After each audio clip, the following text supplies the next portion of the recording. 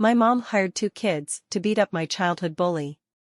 Sorry, this is long, but there's some background that is important to the story. So this happened when I was in 3rd grade, F, and my childhood bully, M, was in the same class and lived in the same neighborhood as me but failed 2 grades. That's important because imagine how much bigger he'd be than me. We lived in townhouse condos in the 80s, so not many people had AC, so most people left their doors open and left their screen doors shut. So one day I was walking to my friend's condo to see if she could come out to play, and I hear some screaming and pounding, and I just happened to look because it startled me when I saw his little sister fly across the room.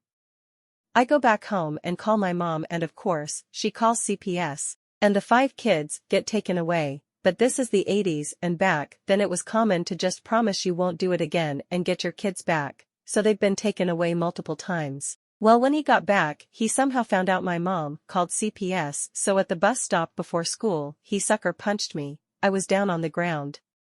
Everyone saw it, but I didn't say anything to anyone. Our teacher happened to be a close friend of my mom, and her husband works with my dad, so if I said something my parents would have found out instantly. We get home and a kid goes straight to his mom and our backyards connect, so he says OP got sucker punched by the bully at the bus stop this morning. She calls my mom and my mom goes to the worst area of Detroit, hires 2 kids the same age as him for $20 each to come and beat him up and told him not to even look at me again. Then drops them back off. That's how Italians deal with things.